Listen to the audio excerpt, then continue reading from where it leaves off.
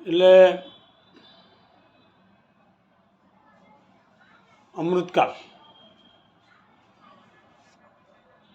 અમૃતકાળ કોને કહેવાય એ બીજેપીના નેતાઓને અને બીજેપીના કાર્યકર્તાઓને ખબર જ નથી કે દેશની જનતાને અમૃતકાળનો અહેસાસ ક્યારે થાય. દેશની દરેક જનતાને પ્રાથમિક સુવિધાઓ મળતી હોવી જોઈએ, એ સસ્તી અને સારી.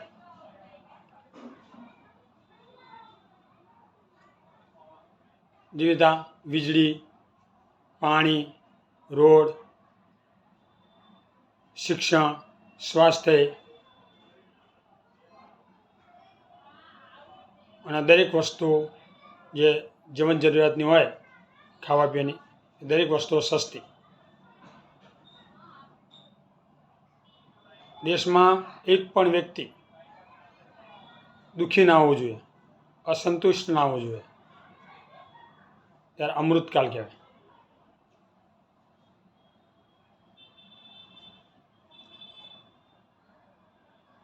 હવે તમે આ બધી વસ્તુમાં જુઓ તો વીજળી મોંઘી, પાણી દેશમાં 50% ઉપર લોકો એક્વાગાર્ડનો ઉપયોગ કરીને પાણી પીવે છે. લોકોને ચોખ્ખું પાણી પીવાનું મળતું નથી, ચોખ્ખી હવા મળતી નથી. જ્યાં જુઓ ત્યાં પોલ્યુશન. પછી સ્વાસ્થ્યમાં સરકારી હોસ્પિટલોમાં કોઈ સુવિધાઓ હોતી નથી. ના દવા મળે, ના ડૉક્ટરો હોય, ના નર્સો હોય. રામપુરુષ બધું ચાલતું હોય. શિક્ષણ જુઓ, 1000 ના પોસાય એવી ફી અત્યારે 20,000 ફી વસૂલે છે ઇંગ્લિશ મીડિયમની સ્કૂલ. પછી મોટી સ્કૂલો હોય નામચીન, એ તો બધી 50,000, લાખ, 2 લાખ કોઈ નક્કી જ નહીં ફી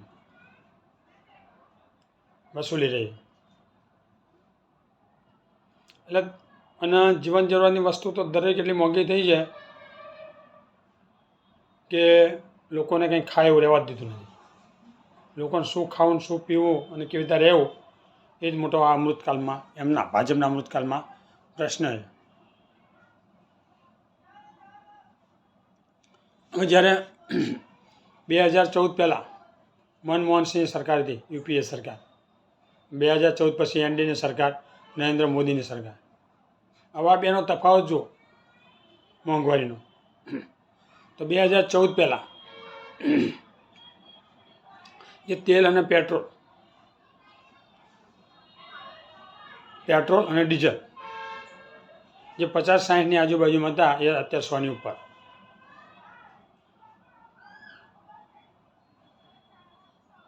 પહેલાં 2014 પહેલાં ખાવાનું તેલ, સિંગ તેલ 2000ની આજુબાજુ હતું, એ અત્યારે 3,000ની ઉપર.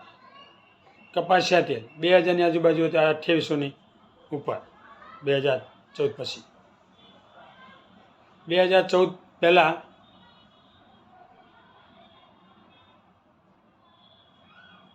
જે અનાજ ઘઉં 2400ની આસપાસ હતા, અત્યારે 3500ની ઉપર. 2014 પહેલાં જે ગેસનો બાટલો 400 રૂપિયામાં મળતો હતો, અત્યારે 1100ની ઉપર. એટલે કઠોળ જુઓ, 2014 પહેલાં કઠોળ 50ની આજુબાજુમાં હતું, અત્યારે 100ની ઉપર, 100-150 એની ઉપર દરેક કઠોળ. દૂધ જુઓ, 2014 પહેલાં દૂધ જે 20થી 30ની આજુબાજુ હતા, તો 60 રૂપિયા.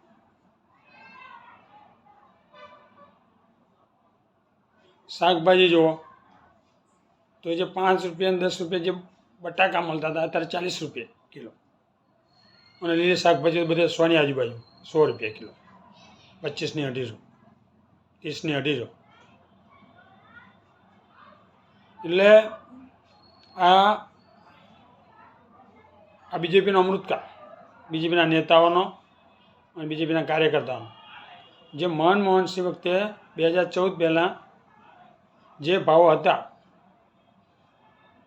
દેશની જનતાને જે જીવન જરૂરિયાતની વસ્તુના જે ભાવ હતા એ બધા જ અત્યારે 3-4 ગણા વધી ગયા છે. કોઈને કોઈ વસ્તુ ખાઈ રહેવા દીધી નથી. દરેક વસ્તુ પર ટેક્સ. છાશ, દૂધ, દહીં, લોટ એને પણ છોડી નથી. જે ગરીબ જનતા આના પર નિર્ભર હોય, છેવટે છાશનો રોટલો ખાઈને જલવી રહે, એના પર નરેન્દ્ર મોદીએ જીએસટી લગાવી અને છાશને લોટ જેવી વસ્તુ પણ જીએસટીમાંથી બાકાત રહેવા દીધી નથી. એક પણ વસ્તુ જીવન જરૂરિયાતની જનતાને સસ્તી રહેવા દીધી નથી. બધી જ મોંઘી અને કંઈ પણ વસ્તુ ખાવાય એવી તો રહેવા દીધી નથી. લોકોને શું ખરીદવું કે ત્યાં ઘર ચલાવવું એ જ મોંઘું છે. હા, અને પાછા બીજેપીના નેતાઓ અને કાર્યકર્તાઓ કહે છે કે મોંઘવારી વધી સામે પગારો પણ વધ્યા છે. પગારો વધ્યા છે, પગારો રાજકારણીઓના અને સરકારી કર્મચારીઓને વધ્યા છે. જે રાજકારણીઓ છે બધા એમના પગાર વધ્યા છે અને સરકારી કર્મચારીઓના પગાર વધ્યા છે. અમીરોનો કોઈ વાંધો જ નથી. ગરીબના મધ્યમ વર્ગના પગાર ક્યાં વધ્યા છે? 5-10 હજાર 15 હજારમાં નોકરી કરતા હોય, કાપડ માર્કેટ હોય ત્યાં 5 થી 10 હજારની આજુબાજુ પગાર હોય. આખી જિંદગી જતી રહે ત્યાં 15 હજાર પગાર ના થાય.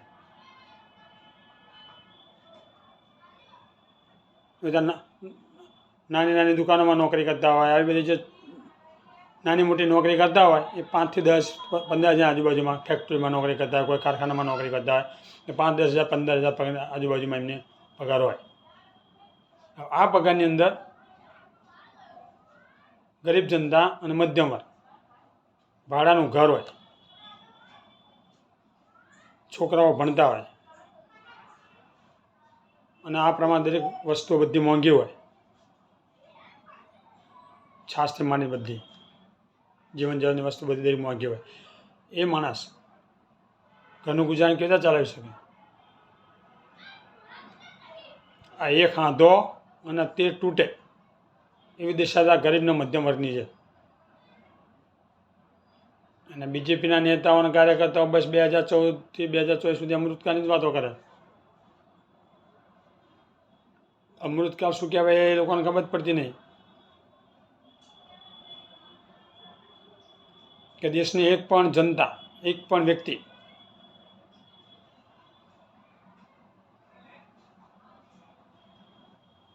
જે દુઃખી ના હોય, એને દરેક પ્રકારની પ્રાથમિક સુવિધાઓ મળતી હોય અને સુખ શાંતિથી રહેતો હોય, ત્યારે અમૃતકાળનો અહેસાસ જનતાને થાય. એમાં રામ રાજ્યની વાતો કરે. 2014થી અત્યારે 2024 સુધીમાં રામ રાજ્ય ચાલે એમનું. હવે રામ રાજ્ય કોને કહેવાય એ રામ રાજ્ય વિશે પહેલાં થોડું ઊંડાણમાં જઈ અને રામે જે રાજ્ય ચલાવ્યું એની તુલના કરવામાં તમારો ભાગ્ય પણ તમે એની સાથે તુલના ના કરી શકો. રામના રાજ્યની સાથે, રામ રાજ્યની સાથે. રામ રાજ્યમાં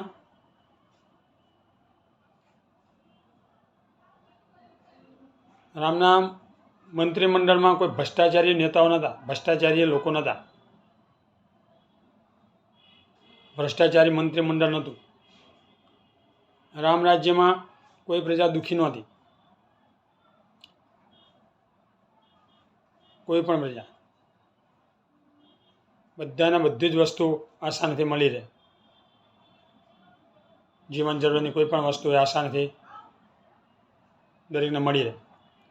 કોઈ બેરોજગાર નહોતું, દરેકને રોજી મળતી હતી. અને ખુદ રામ ભગવાન પણ એમના રાજ્યમાં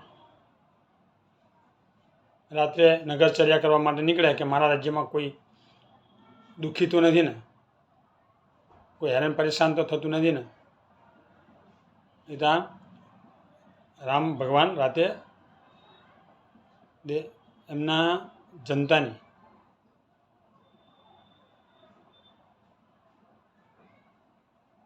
દેખભાળ માટે નીકળતા હતા, એમના વિશે જાણતા હતા. અત્યારે 10 વર્ષ આ મોદીએ શાસન ચાલ્યું, 10 વર્ષથી લોકો બૂમો પાડી રહ્યા છે આટલી મોંઘવારી, બેકારી, ભ્રષ્ટાચારી. તો એના ઉપર બી મોદી કશું કામ કરતા જ નથી. આખો દી જુઓ તો બસ દેશ વિદેશોમાં ફરવું, વારંવાર દેશમાં આવતી ચૂંટણીના 24 કલાક પ્રચારોમાં વ્યસ્ત રહેવું, ટેલિવિઝનમાં અને પ્રચારોમાં વ્યસ્ત રહેવું, લોકો આપણને શિલાન્યાસ કરતા ફરવું. બીજા રાજ્યમાં કોઈ સીએમ બીએમને કોઈ છે જ નહીં, એમને સિવાય કોઈ લોકો આપણને શિલાન્યાસ કોઈ કરવાનું છે જ નહીં.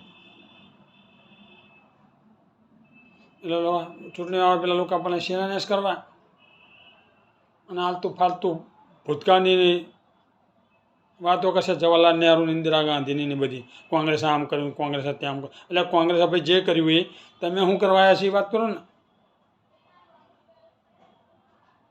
કોંગ્રેસે 50-60 વર્ષ રાજ ચાલ્યું, જનતા બધી સુખી હતી, સોંઘવારી હતી, જનતા શાંતિથી રહેતી હતી. કોંગ્રેસ આ બધું જે કર્યું બધું કોંગ્રેસનો જ પ્રતાપ છે. રેલવેના પાટાને થઈને ખાઈ હવાઈ જહાજ ઉડાડ્યા અને જ્યાં ચંદ્ર ઉપર ને મંગળ ઉપર પહોંચ્યા છો ને એ બધી કોંગ્રેસની દેન છે. તમે એના ખાલી હરખે સંભાળો ને તે બહુ થઈ ગયું. તમે ત્યાં બેઠા શાસન ઉપર આવીને બેઠા છો. હવે રામ રાજ્યમાં લોકો, રામ રાજ્યમાં કોઈ બીમાર નહોતો પડતો, કોઈ પણ. એવા હવા, પાણી, ખોરાક શુદ્ધ હતા. કોઈ દુઃખી નહોતું. દરેકને ન્યાય પણ ઓન ધી સ્પોટ મળતો, અને સાચો ન્યાય. અને ખોટો ન્યાય મળે નહીં, ચાહે અમીર હોય કે ગરીબ હોય, કોઈ પણ વ્યક્તિ હોય એને સાચો ન્યાય મળે.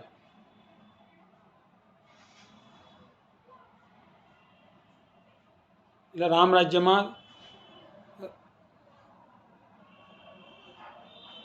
રાજ્ય વખતની દરેક જનતા ખૂબ જ ખુશ હતી, સુખી હતી અને શાંતિથી રહેતી હતી. અત્યારે તમારા રાજ્યમાં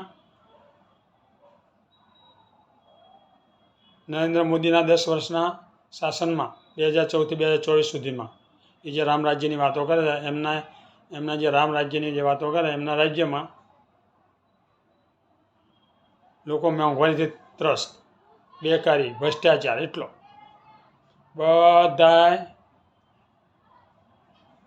રાજકારણના રાજકીય ભ્રષ્ટાચારી નેતાઓને ભેગા કરીને બીજેપી બેઠી છે. જેટલા રાજકીય ભ્રષ્ટાચારી નેતા હોય એ બધા ભાજપમાં જાય, ભાજપમાં ભેગા કર્યા છે અને ભ્રષ્ટાચાર મિટાવવાની વાતો કરે. વિપક્ષના બધા ભ્રષ્ટાચારી નેતાઓ, ભાજપની અંદર જે કોઈ હોય એ ભ્રષ્ટાચારી અને એમના ગઠબંધન બધા ભ્રષ્ટાચારીનું આખું એમનું બોડી બનાવી દીધી પાર્ટીની. જેટલા ભ્રષ્ટાચારી નેતા હોય બધા ભાજપમાં ભેગા કર્યા છે અને ભ્રષ્ટાચાર મિટાવવાની નરેન્દ્ર મોદી વાતો કરે છે. ભ્રષ્ટાચાર વિરુદ્ધ હું કામ કરું છું. તમારા ભાજપના એક પણ નેતા ઉપર તમે કાર્યવાહી કરી નથી. એમની સંપત્તિની, એમની મિલકતોની કોઈ જાંચ કરી નથી. તો એ ભ્રષ્ટાચારી છે કે નથી એવું ખબર પડે.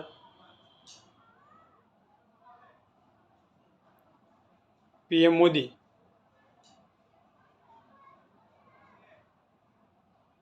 તમે અને તમારા ભાજપના નેતાઓ આ બધાની જાંચ કોણ કરશે? તમે પીએમ છો, દેશના વડાપ્રધાન છો, અને તમારા કેટલાય મંત્રીઓ, તંત્રીઓ, સંત્રીઓ એ બધા, આ બધાની કોઈની તપાસ થતી નથી. અને તમે બધા અમિત શાહ, જેપી નડ્ડા કે નરેન્દ્ર મોદી ઉપર એક પણ ભ્રષ્ટાચારનો દાગ નથી. પણ ક્યાંથી હોય તમારી કોઈ તપાસ કરો ત્યારે તમારું બહાર આવે ને ભાઈ. તમારી તપાસ કોણ કરે? ઈડી, સીબીઆઈ, ઇન્કમટેક્સ એ તમારા સુધી આવશે? તમારા ભાજપના નેતાઓની કોઈની જાંચ થતી નથી તો તમારા સુધી તો ઈડી, સીબીઆઈ ક્યાંથી આવવાની છે? તો તમે ભ્રષ્ટાચાર કર્યો કે નથી કર્યો એવી દેશની જનતાને કેતા ખબર પડશે? તમારી તપાસ થાય તો ખબર પડે. એટલે આ બધા ભ્રષ્ટાચારીઓ ભેગા કરવાનું સ્થળ ભારતીય જનતા પાર્ટીનું કેન્દ્ર. હવે મોંઘવારી બેકારી, મોંઘવારી તો એટલી વધારી છે કે લોકોને શું ખાવું શું નહીં, જીવન જરૂરિયાતની દરેક વસ્તુ, છાશથી માંડીને તે જીવન જરૂરિયાતમાં બધી જે જોઈએ, અનાજ, કઠોળ, ઘી, તેલ, બધું જ, ગેસ ને બધું જ મોંઘું. 3-4 ગણો ભાવ 2014 પછી. 2014 પહેલાં કરતાં 2014 પછી 3-4 ગણો ભાવ વધારો. લોકો માર્કેટમાં કશું ખરીદી શકતા નથી. શું ખાવું, શું લેવું, શું કહેતા રહેવું એ મોટો પ્રશ્ન છે. એટલી મોંઘવારી છે. માથે દેવું જેટલું વડાપ્રધાન મોદી કરીને બેઠા છે. એ કોંગ્રેસે 60 વર્ષના શાસનમાં ખાલી 55 લાખનું કર્યું, 55 લાખ કરોડનું દેવું કર્યું હતું. નરેન્દ્ર મોદીએ 10 વર્ષના શાસનમાં 155 લાખ કરોડનું દેવું કર્યું છે. કુલ આપણા દેશનું દેવું 205 લાખ કરોડ છે. આપણા દેશનું કુલ દેવું 205 લાખ કરોડ. એમાં કોંગ્રેસે 50 થી 60 વર્ષ રાજ્ય ચલાવ્યું એમાં 55 લાખ કરોડ, અને મોદીએ 10 વર્ષ શાસન ચલાવ્યું એમાં 155 લાખ કરોડનું દેવું. હવે આટલું દેવું કરીને બેઠા દેશ માટે, દેશની જનતાના વાર ખરી જાય એટલું દેશની જનતા માટે કરજ છે દરેક વ્યક્તિના માટે. હવે આટલું કરજ હોય, કુલ વર્લ્ડ બેન્કે એમને ભારતની જીડીપીની સીમા બતાવી દીધી છે કે હવે તમે આનાથી આગળ વધવા કરજ લેવા માટે હવે લાયક નથી. આને વધારે તમે દેવું કરી શકશો નહીં. એટલું દેવું કરીને બેઠા. હવે આટલું દેવું કર્યું હોય 205 લાખ કરોડ, એનું વ્યાજ કેટલું આવે? આખું એક સેક્ટર ઊભો થઈ જાય. જો શિક્ષણનો આખા દેશમાં ઊભો કરવો હોય તો આખું શિક્ષણ વિભાગનો થઈ જાય, સ્વાસ્થ્ય વિભાગનો, એટલું દેવું આવે લાખો કરોડોમાં. આ દેવું ચૂકવવા માટે સરકાર શું કરશે? દેવું તો ચૂકવવું પડશે ને, વ્યાજ તો ચૂકવવું પડશે ને. દેવું કરીને બેઠા છે એટલે અલગ અલગ પ્રકારના વિવિધ પ્રકારના ટેક્સો જનતા પર નાખશે, અને જીવન જરૂરિયાતની જે બધી વસ્તુઓ છે એના પર મોંઘવારી વધારશે. મોંઘવારી વધવાની છે, ઘટવાની નથી. જ્યાં જેટલું દેશનું દેવું છે એટલી મોંઘવારી વધવાની છે. હજુ મોદી કે હું થર્ડ ટર્મમાં આવું તો હું મોટા મોટા નિર્ણયો લેવાના છે. 205 કરોડે પહોંચાડ્યું છે એ જીડીપીને વટાડી 400 લાખ કરોડની આજુબાજુ પહોંચાડવાની ઈચ્છા લાગે છે. એટલે દેશની જનતા ભાઈ રોડ ઉપર વાટકા લઈને ભીખ માગે. પાકિસ્તાનની દશા થઈ ને એના કરતાં ભૂલી થઈ જાય જો ત્રીજી ટર્મમાં આવ્યા તો. હા, અત્યારે બધા થોડા ઘણા ભાવ ઘટાડશે અને જીતી જશે ને પછી બૂચ મારવાનું ચાલુ કરશે. અત્યારે 100 રૂપિયા પેટ્રોલ રૂપિયા પહોંચાડશે, તેલનો ડબ્બો 3000 5000 પહોંચાડશે, કઠોળ 300 રૂપિયાની આજુબાજુ થઈ જશે. કઈ વસ્તુ ખાવા નહીં દે, કારણ કે દેવું વધાર્યું છે એટલે વ્યાજ તો ચૂકવવું જ પડશે. વ્યાજ ક્યાંય ચૂકવશે? તમારી પાસેથી જ લેશે. મોંઘવારી વધારશે અને ટેક્સ વધારશે. એટલે વિચારી વાર કરજો. અને એમના ખર્ચા તો જે હશે રાજાશાહી ખર્ચા, એ તો ત્યાં દેશની જનતા જોવે જ છે. હેલિકોપ્ટર, વિમાનો સિવાય તો ઉડતા નહીં. જ્યાં જોવા હોય તો હેલિકોપ્ટરના વિમાન. હવે મોદી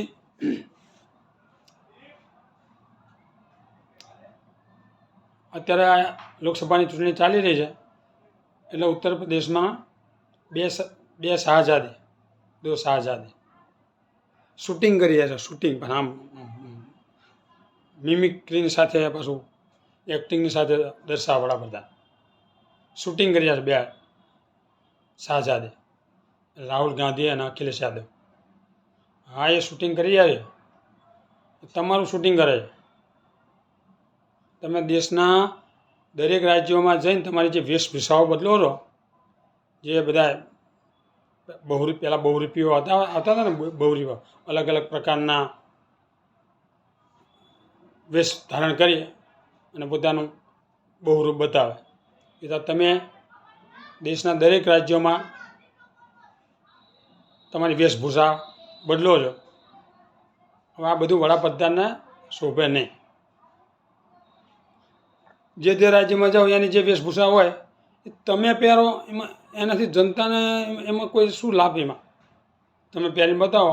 જે તે રાજ્યનું, ધારો કે મહારાષ્ટ્રની હોય તો મહારાષ્ટ્રની જે વેશભૂષા હોય મહારાષ્ટ્રમાં તમે પહેરીને બતાવો જનતા, તો એમાં એ પહેરવાનો અર્થ શું છે? એમાં કંઈ સમજાતું નહીં. શું કામ પહેરવું પડે? વડાપ્રધાનને શું કામ પહેરવું પડે ભાઈ?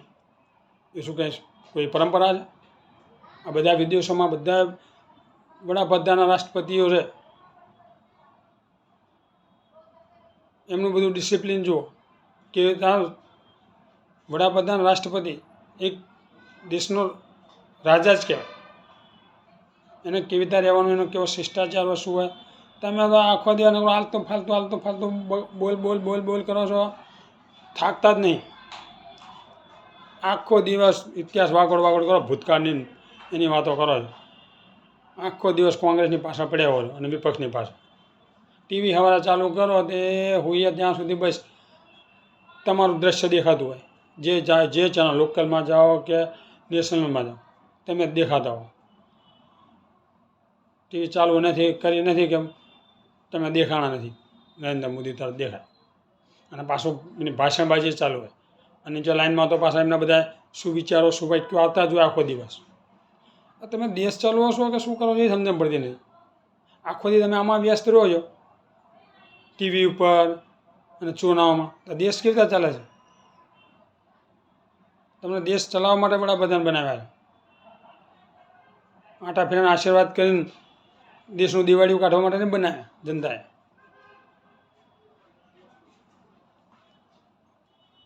આ 75 વર્ષની આટલી ચૂંટણીઓ જોઈ છે, તમારા જેટલી રેલીઓ અને ભાષણબાજી કરતા એકે વડાપ્રધાનો જોયા નહીં. બસ બીજેપીમાં તમે એક જ છો, બસ એ જ આખો દી ટીમ દેખાતું હોય તમારું ભાષણ. આખા દેશમાં તમે જ બધું સારું કરો, બીજું કોઈ કશું કોઈ લાયક જ નથી. એવું તમને મનમાં છે અને તમે બધે જાઓ, બધે દોડ કરો. એમ વોટ મળે નહીં, ખાલી ભાષણબાજીથી વોટ મળે નહીં. ગમે તેમ લોકોને ભરમાવો, કોંગ્રેસની ભૂતકાળની બધી વાતો કરો, જવાહરલાલ નહેરુ, ઇન્દિરા ગાંધીની બધી વાતો કરો. એમ દેશ ચાલે નહીં. દેશ ચલાવવા માટે દેશની જનતાને બધી પ્રાથમિક સુવિધાઓ આપવી પડે, સુખ શાંતિ આપવી પડે, ન્યાય માટે કાયદાઓ સારા બનાવવા પડે.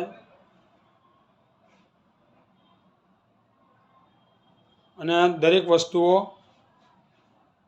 લોકોને આસાનીથી સસ્તી મળી રહે એવું બજાર હોવું જોઈએ, ત્યારે દેશ ચાલે. આના માટે કામ કરવું પડે. તો કોઈ જગ્યાએ રેલીઓમાં કે આખો દી ટીવી પર તમારે ભાષણબાજીની જરૂર પડે, ભાષણબાજી કરવાની જરૂર પડે નહીં. તમારું કામ, દરેક લોકોને તમારા કામનો લાભ મળ્યો હશે, તમને વોટ આપવાના જ છે ને. તમારે ક્યાં રેલીઓ અને ભાષણો કરવાની જરૂર છે? 400 પારનો નારો બતાવો. 2014થી 2024 સુધી તમે જનતા માટે શું કામ કર્યા છે તો તમે 400 નારો બતાવો છો?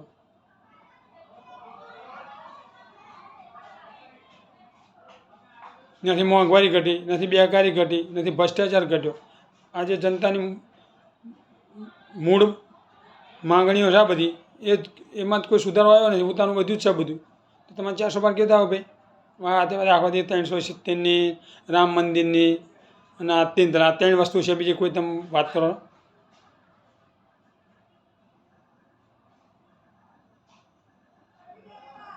તમે કહો છો 4 ઘડીમાં કે 2 કરોડ આવાસના, ઘડીમાં 3 કરોડ આવાસના, 4 કરોડના, કોઈ નક્કી જ નહીં કેટલા કરોડ આવાસ બનાવે. દરેક રેલીઓમાં અલગ અલગ આવાસની સંખ્યા થઈ જાય છે. આટલા શૌચાલય બનાવ્યા તમે. શૌચાલયમાં જાય તો પબ્લિકને જાય શૌચાલયમાં જવા દીધું નહીં. કંઈ ખાય એવું રહેવા દીધું નહીં, મોંઘવારી એટલી વધારી છે કંઈ ખાય એવું રહેવા દીધું નહીં. ખાશે તો શૌચાલયમાં જશે ને, શૌચાલયમાં જઈને શું કરશે? તમે દરેક વસ્તુ ખાવાની દરેક વસ્તુઓ પર એટલી મોંઘવારી વધારી, લોકો ખાઈ શકતા નહીં. ખાધા વગર શૌચાલયમાં શું જશે? શું કરશે શૌચાલયમાં જઈ? ખાશે તો જશે. બધી આવી બધી વાતો કરવા ખાલી. અને હા, તમે આ બધે કર્યું હશે, જેને લાભ મળ્યો છે તમને વોટ આપવાના છે. હું કામ આખો દી ભાષણમાં આખો દી ટીવીમાંથી તો 1 મિનિટ ખસતા નહીં. એટલે આ 2 શાહજાદાઓ તમારું શૂટિંગ કરે છે. તમે આ બધી નકરી ફિજૂલ બધી વાતો કરો છો ને આખો દિવસ. તમારે શું કરવાનું છે દેશની જનતા માટે? એ કોઈ રેલીમાં કોઈ ભાષણમાં તમે વાત કરતા નહીં કે ભાઈ હું આ કરવા માટે વડાપ્રધાન બન્યો છું, હું તમારા માટે આ કરીશ. એ તો કોઈ વાતો જ હોતી નહીં. આખો દી કોંગ્રેસના વિપક્ષ, બસ એ જ વાતો. અને ભૂતકાળની વાતો કરશે. અલ્યા ભાઈ, એમની થોડીક ચૂક થઈ જાય, 50-60 વર્ષ એમને રાજ કર્યું, થોડીક ચૂક થઈ જાય ત્યારે તમને મોકો મળ્યો 2014 પછી. તમને ત્યાં મોકો મળે? તમે ત્યાં વડાપ્રધાન બને? એમને ચૂક ના થઈ તો એ જ કોંગ્રેસનું શાસન ચાલતું હોય. એટલે તમે આ રાજકારણમાં આવ્યા નરેન્દ્ર મોદી, એ પહેલાં તમે જે ઝોલી લઈને ફરતા હતા ને, અને તમારા જે સાધુ સંત બનવાનો જે તમારો જે ધ્યેય હતો, જે તમારી જે આકાંક્ષા હતી કે ઝૂલી લઈને ફરીને ફકડ ગિરધારી છું, ઝૂલી લઈને ફરું છું 30-40 વર્ષથી, અને તમારે જે સાધુ બનવાનો જે હતો એ વખતે તમે નિર્ણય લીધો તો એ સારું હતું, તો દેશના 10 વર્ષ બગડત નહીં. કારણ કે જેને જે યોગ્ય લાગતું હોય ને એ પહેલાં કરાય. તમારો જે નિર્ણય હતો જોડી લઈને ફરવાનો, એ નિર્ણય તમારા માટે સારો હતો. તમે આખી દેશની જનતાને બધાને જોડી પકડાઈ દીધી. એવું તમે શાસન ચાલ્યું 10 વર્ષમાં. આખો દિવસ ફાંદા ફૂંદીત કરો. લોકોએ જે રાજ્યોમાં જનતાએ ચૂંટીને સરકાર બનાવી હોય એવી પાર્ટીઓને તોડવી,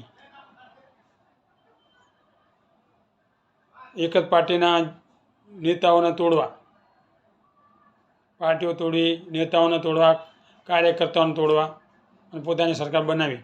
ઈડી, CBI, ઇન્કમ ટેક્સ આ બધાનો ડર બતાવી. આ ડરના લીધે તમારી પાર્ટીમાં આવે, એમને એમ કોઈ આવે નહીં. જે 10 વર્ષ 15 વર્ષથી જે તે પાર્ટીમાં કામ કરતા હોય એ તમારી પાર્ટીમાં શું કામ આવે BJPમાં? પણ તમે ઈડી, CBI, ઇન્કમ ટેક્સ આનો બધો ડર બતાવી એમ ના માને તો લોભ, લાલચ, સામ, દામ, દંડ, ભેદ ગમે તે કરીને બસ તમારી પાર્ટીમાં તમે લાવો છો. ભ્રષ્ટાચારી હોય કે કોઈ પણ જે હોય બધા એ તમારી પાર્ટીમાં બધા ભેગા કર્યા છે અને આ રાજ ચલો.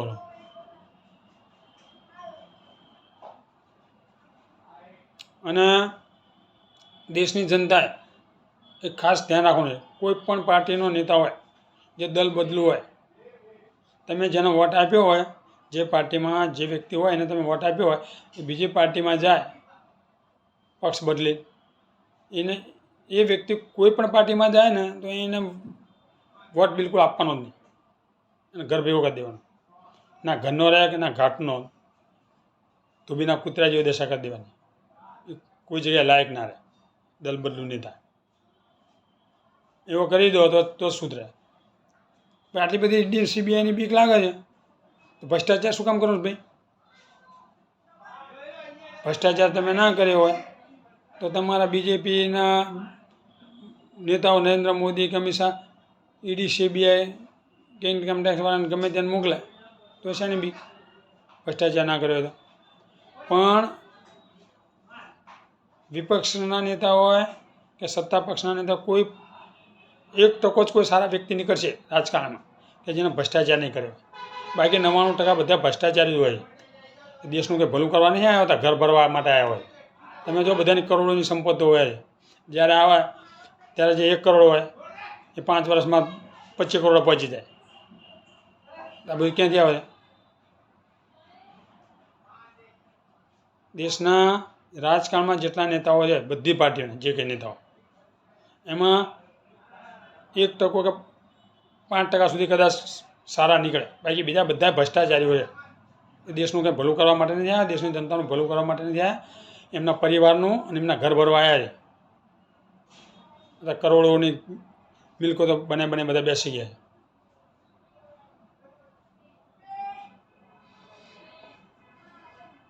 હવે આજે નરેન્દ્ર મોદી, અત્યારે લોકસભાની ચૂંટણી ચાલી રહી છે, ત્યારે આજે ટીવી પર નરેન્દ્ર મોદી નીચે લાઈનો અમને આવતી જ હોય સુવાક્યોની, એમાં લાઈનમાં કે કોંગ્રેસ આવશે તો દેશની બેન બેટીઓના ઘરેણાની કિંમતનો સર્વે કરાવશે. કોંગ્રેસ આવશે તો દેશની બેન બેટીઓના જે ઘરેણાં હોય એની કિંમતનો સર્વે કરાવશે અને મંગલસૂત્ર પણ બચવા નહીં દે. અરે નરેન્દ્ર મોદીજી, કોંગ્રેસનું શાસન હતું 50-60 વર્ષ, ત્યારે લોકો સોનું ખરીદતા હતા. બેન બેટીઓની દીકરીઓ સોનું ખરીદી શકતા હતા. જ્યારે મધ્યમ વર્ગ હોય ને એ સોનું ખરીદી શકતો હતો. એ બેન બેટીઓની દીકરીઓ મધ્યમ વર્ગની સોનું ખરીદી શકતી હતી. અને ત્યારે લોકો સોનું એક સંપત્તિ રૂપે ખરીદીને ભેગું કરતા હતા. કોંગ્રેસ 50-60 વર્ષની શાસન ચાલ્યું, ત્યારે કોંગ્રેસે બેન બેટીઓ કે દીકરીઓના ઘરેણાની એની કિંમતની સર્વે કરાઈ અને બેન બેટીઓને મંગળસૂત્ર વેચવાનો વારો આવ્યો. 50-60 વર્ષમાં દેશની બેન બેટીની દીકરીને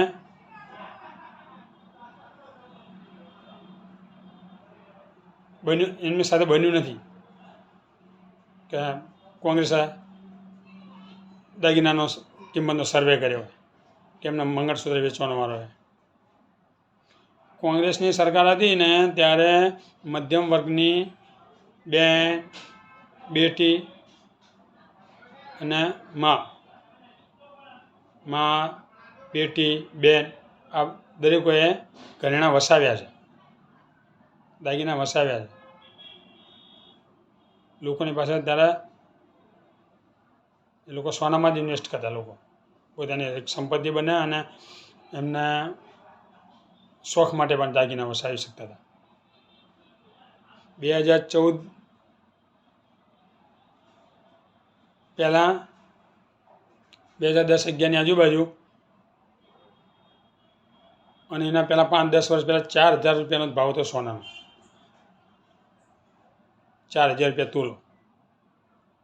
અને 2010-11ની આજુબાજુ 2011-12ની આજુબાજુ 20,000 સુધી ભાવ થયેલો.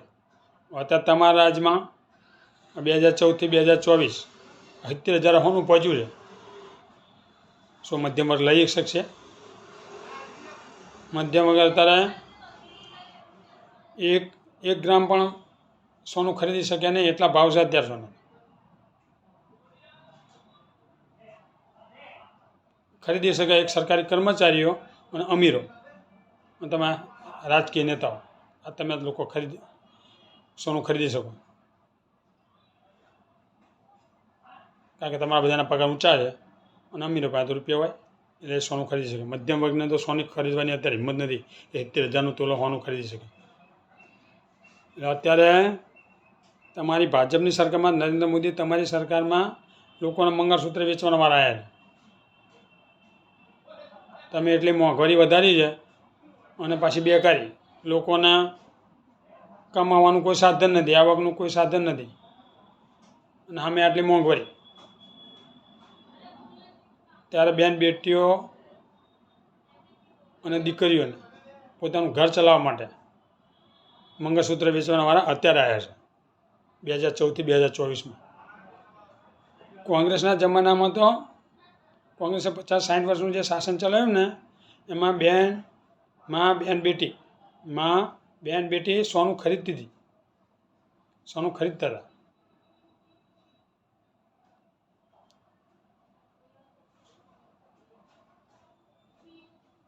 પચાસ 60 વર્ષમાં કોંગ્રેસે કોઈ દિવસ બેન બેટીના દાગીનાનો કોઈ સર્વે કરાયો નથી, એની કિંમતનો કોઈ સર્વે કરાયો નથી. 50-60 વર્ષમાં કોઈ સર્વે કરાયો નહીં. અત્યારે તમે વાતો કરો છો કે કોંગ્રેસ આવશે તો બેન બેટીના દાગીનાના કિંમતનો સર્વે કરાવશે, મંગળસૂત્ર વેચવાના વાળા આવશે. 50-60 વર્ષ રાજ ચલાવ્યું કોંગ્રેસે. કોઈ દાગીનાનો સર્વે કરાય નથી, દાગીનાની કિંમતનો સર્વે કરાય નથી, મંગળસૂત્ર વેચવાના વાળા નથી. આ તમારા રાજમાં સોનું મધ્યમ વર્ગની બેન બેટીઓ ખરીદી શકતી નથી, ખરીદવાનો વિચાર પણ કરી શકતી નથી. ખરીદવાની વાત તો એક બાજુ, પણ વિચાર પણ નથી કરી શકતી. એટલું તમે 70,000 તોલા હોવાનું છે અત્યારે, શું ખરીદે? અને મંગળસૂત્ર વેચવાના વાળા અત્યારે આવ્યા છે. તમે ખાયું કંઈ રવા દીધું છે? ઘર ચલાવવા માટે અત્યારે ફાંફા પડાવે. મોંઘવારીથી તંગ આવી ગયા છે લોકો ઘર ચલાવવા માટે. એટલે બેન બેટીઓને અત્યારે દાગીના વેચવા પડે અત્યારે ઘર ચલાવવા માટે. અને જે થોડી ઘણી કંઈ મૂડી સેવિંગ બચાવ્યું હોય એ 2-3 લાખ રૂપિયા તમારા 10 વર્ષના 2014થી 2024ના 10 વર્ષના શાસનમાં જે સેવિંગ કર્યું હોય, બચત કરી હોય, એ 2-3 લાખ રૂપિયા તમારા શાસનમાં ઓછા થયા છે. નરેન્દ્ર મોદીના શાસનમાં 2-3 લાખ રૂપિયા તમે લોકોની બચતમાંથી પડાવી લીધા છે, મોંઘવારી વધારે ટેક્સ નાખી. કોંગ્રેસના જમાનામાં તો સેવિંગ પણ થતું હતું અને સોનું પણ લોકો ખરીદતા હતા. અત્યારે નથી સોનું ખરીદી શકતા કે નથી સેવિંગ થતું. એવી દશા તમે કરી મૂકી છે. ખાલી હાલતું ફાલતું આખો દી નગરી વાતો કરો સિવાય ચાંથી વાતો લઈને આવે વડાપ્રધાન. આવી બધી વાતો વડાપ્રધાન સોંપતી છે. તમે દેશ માટે શું કામ કરવાના છો એ બધી વાતો કરો ને ભાઈ. ભાષણમાં તમારી રેલીમાં કોણ આવે? તમારા કાર્યકર્તા સિવાય બીજા કોઈના રસ નથી તમારી રેલીમાં આવવાનો. તમારા ભાષણમાં આખી કોંગ્રેસના વિપક્ષની વાતો, બીજું કંઈ દેશ માટે શું કરવાની કોઈ વાતો હોતું જ નથી. 2014થી 2024 સુધી કોંગ્રેસ બસ જવાહરલાલ નહેરુ, ઇન્દિરા ગાંધી ભૂતકાળની વાતો બધી કરે. એટલે ભાઈ ભૂતકાળમાં જે બન્યું છે ભાઈ, તમે શું કરવા આવ્યા છો એ વાત કરો ને ભાઈ. એમને થોડીક ચૂક થઈ ગઈ ત્યાં તમને વડાપ્રધાન 2014માં મેર પડ્યા, અને કંઈ તમે હજુ ના કોંગ્રેસ જ હોય અને હજુ કોંગ્રેસ જ આવવાની છે.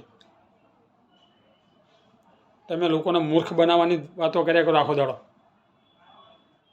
જે જનતાને ઉપયોગી હોય એવી કોઈ વાત કરતા જ નથી. આલતું ફાલતું ભૂતકાળની, મોગોલિયન, તુગલકોની, હિન્દુ મુસ્લિમના, પાકિસ્તાનના, ચીનના આ ધંધો કર્યા કરો.